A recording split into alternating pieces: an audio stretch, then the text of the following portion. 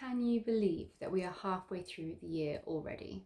Hello everyone, it's Jade from Boho Bookworm. How are you all doing? Considering we're now halfway through the year, I thought that I would go through the top 5 books that I have read this year so far. They're all 5-star reviews for me, so let's get started. The first book I'm going to speak about today is The Perfect Father, The True Story of Chris Watts by John Glatt. I always find reviewing true crime books to be really difficult because they're not enjoyable reads, because you're reading about something that actually happened to someone else's life, and that's horrific and scary and heartbreaking.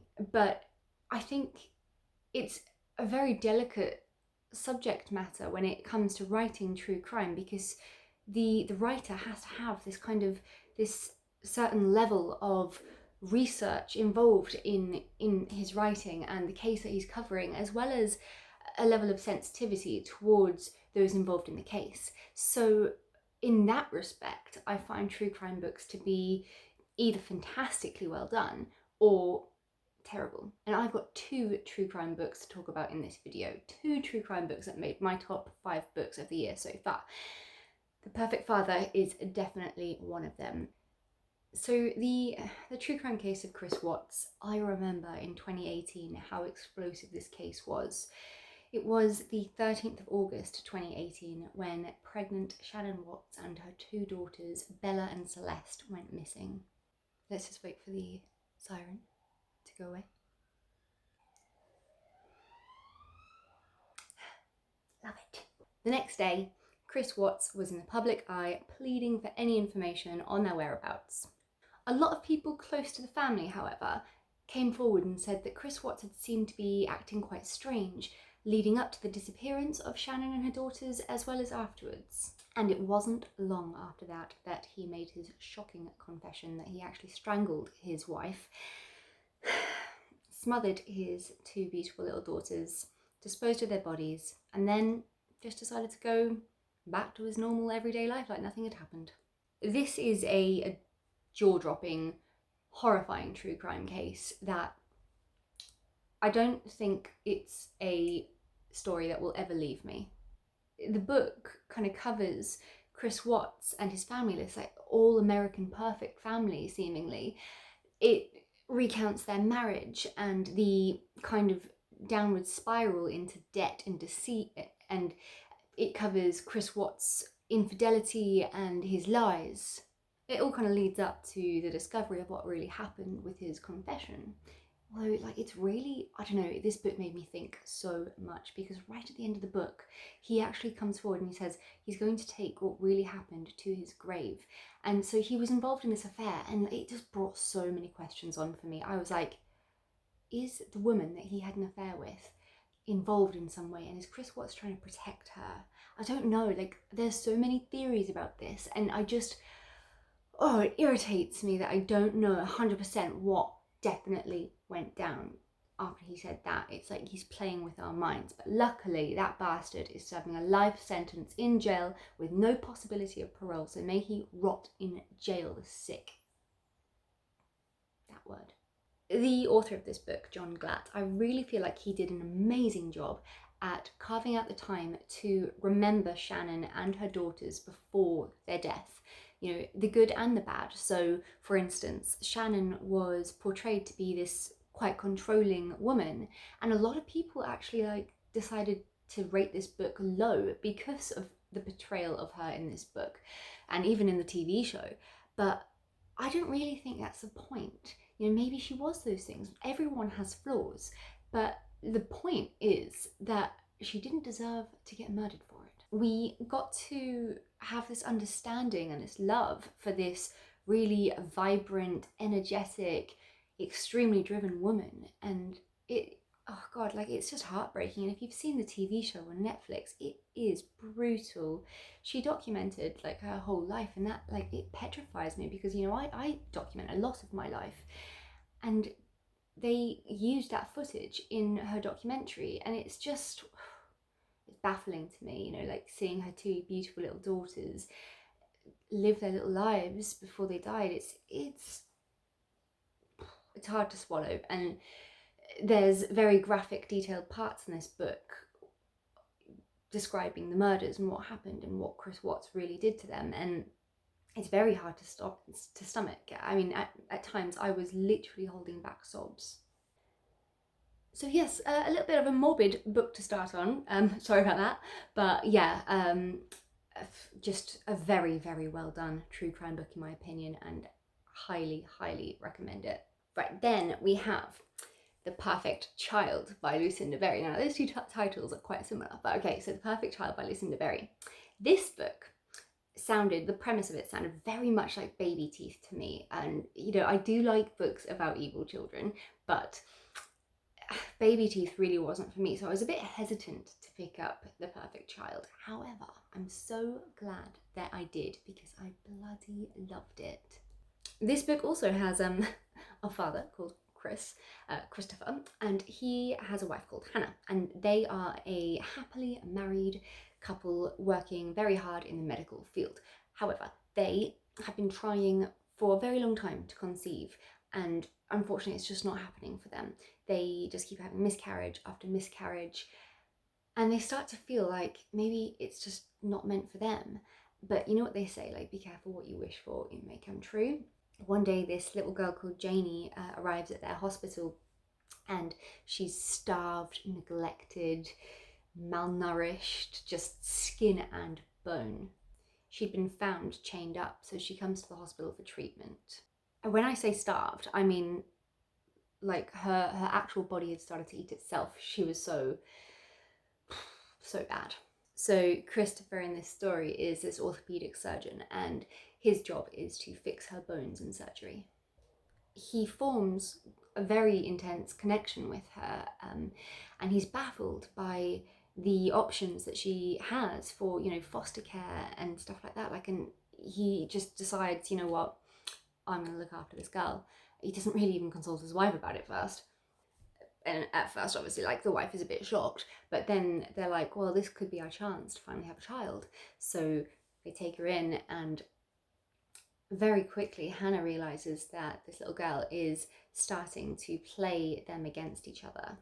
So while Hannah is like realizing all this stuff that's going on, the manipulation and just how bad things are actually getting in their home, Christopher is just living through rose-tinted glasses. He is absolutely enamored by this little girl, just absolutely adores her. He's finally a father, and nothing can shake that. This was such an enthralling, exciting, unputdownable, fun, intense book. I literally bit my nails. I was like, oh my god, like, I could not stop reading it. But yeah, I mean, it is very dark, and I do need to give you some major trigger warnings. From infertility, which can be quite emotional for some people, child abuse, but yeah, I mean, also really horrific animal abuse. It's disturbing, it's terrifying, it is brilliant. And I mean, you know, if I ever went down like the foster route or adoptive route, it's like your worst nightmare, isn't it? Like, I think it would be an absolute, that would scare me so much. I've seen far too many horror movies.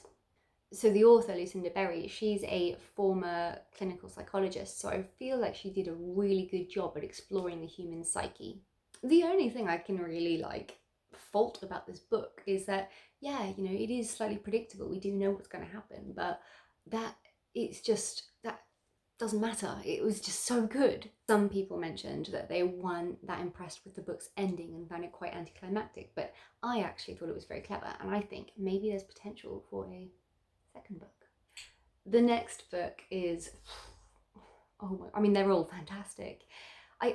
There's no particular order here, to be honest. I mean, they are all just so good. It's Time to Drink Water, my watch says. Later. People Like Her by Ellery Lloyd is the next book that I'm going to talk to you about today. Oh, this premise was just everything to me. So it's about this woman called Emmy. She's this online influencer. She's like an Insta mum, basically, and she's loved by millions, but hunted by one.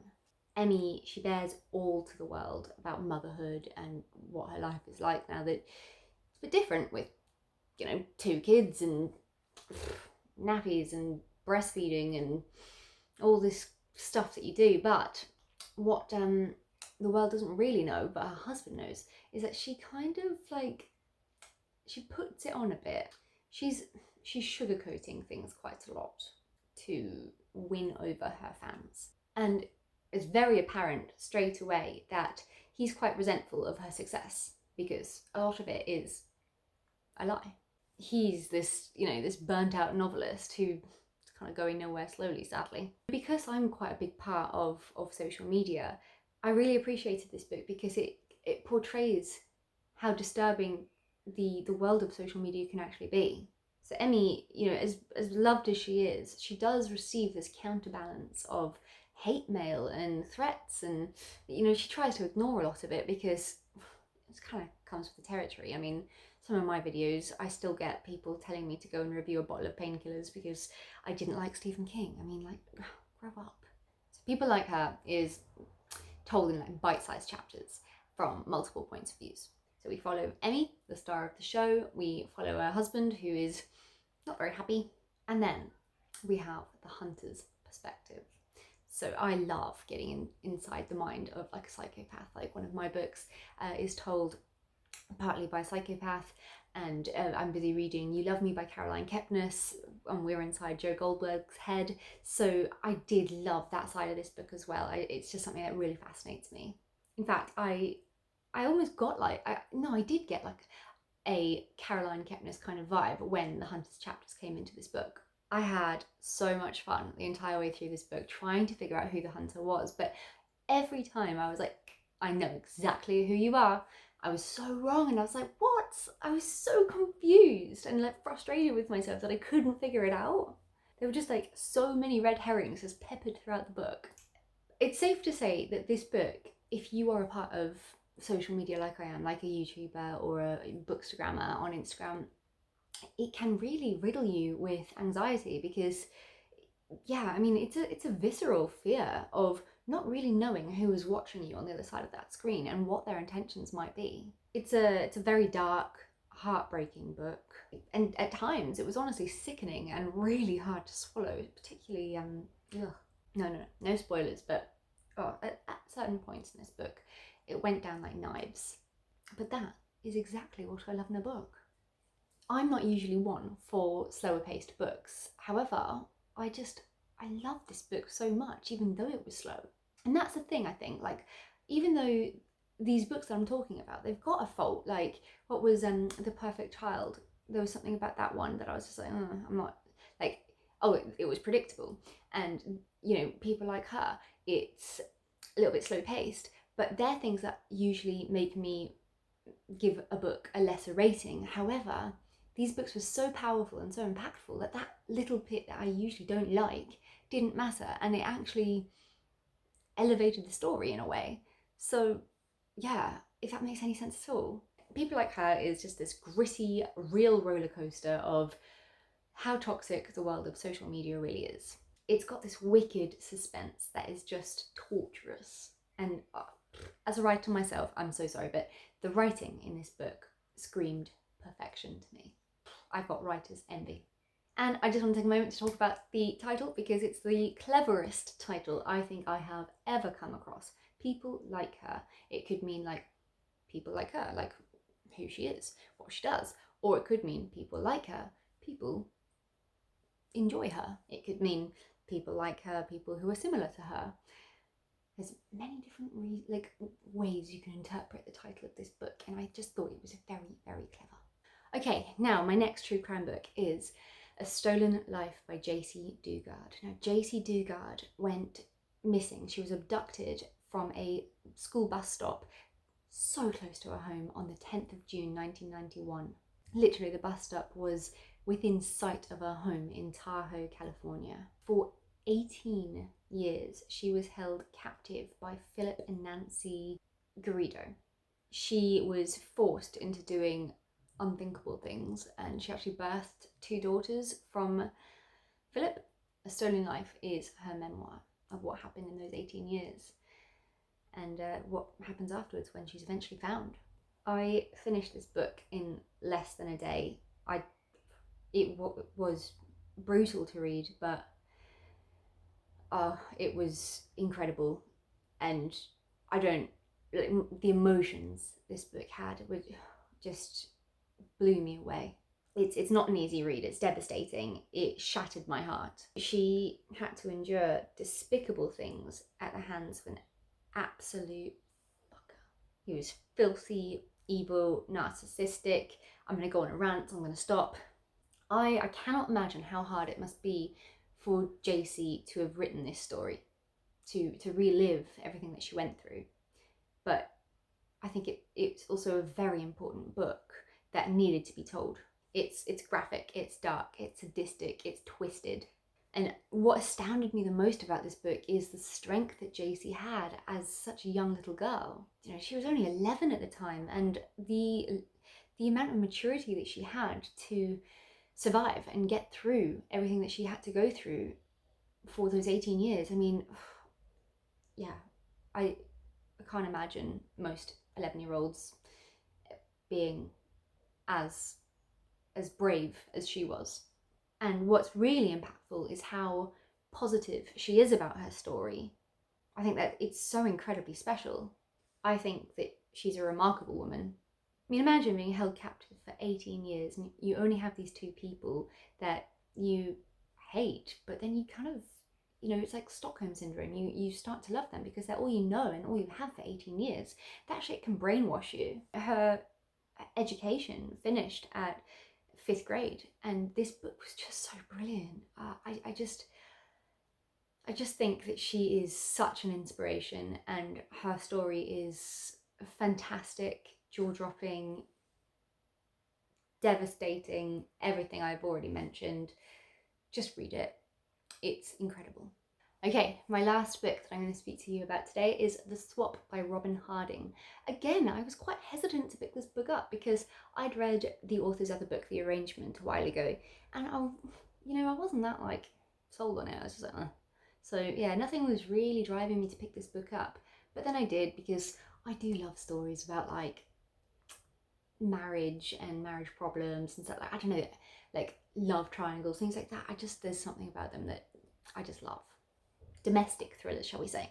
I'm also not really one for books about female friendships, but there were a lot of other elements in this book that I found really good. You know, there was obsession, there was manipulation, there's jealousy, the dynamics of a marriage, narcissism, boundaries being crossed, all these little things that just made this story so fantastic.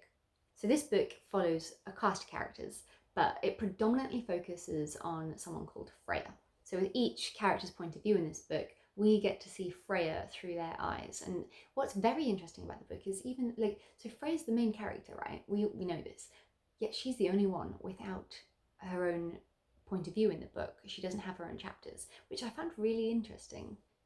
Freya used to be this like famous social media influencer, but now she kind of lives a bit more of a humble life. She's owns her own pottery studio. She still captures the attention of everyone everywhere she goes because she's got this kind of like ethereal beauty. So even though everyone kind of seems to be really enamored by her, it's very apparent very early on that she's quite a toxic, horrible person. So one of the characters that we follow is this troubled girl called Lo, and she finds herself in Freya's pottery studio for a lesson. And like everyone, Lo becomes pretty kind of obsessed with Freya and ends up kind of opening up to her and sharing her deep dark secrets and stuff like that. She feels like she's developed this really strong emotional connection to Freya. But then this other character called Jamie walks in and rips that all away. So Jamie and her husband are new to town. They've been struggling to have a baby. They have just moved to the area in the hopes that a new environment, a new start is just going to be what they need in their life. She becomes really fast friends with Freya, who then kind of abandons Lo and starts this really crazy friendship with Jamie and her husband. And yeah, so Freya's married as well, so they all get along. They're like a good foursome. The thing is that Freya has never wanted a baby, but one night they have this wild evening of swapping partners. Something you just never do. I don't know, how stupid can you be? But anyway, so they swap partners, and then Freya gets pregnant, and she's never wanted a baby. So now like Jamie's like, what the flip, like this isn't fair. Like I've been trying for a baby my whole life, now you've shagged my husband and now you're having his baby. Yeah, I swear too much. Little do they all know that Lo has been spying on them, and she knows everything. So this was just this really indulgent, absorbing book that it's so fun. I love a good domestic thriller. I love how toxic relationships take center stage in this book, and it was just full of explosive twists and turns. I flew through it, loved it, highly recommend it. Anyway, let me know what your favourite book of the year so far is. I'm very interested to know because, you know, we've still got 6 months left, so I want to read good books. And on that note, I will love and leave you. See you later, guys. Bye.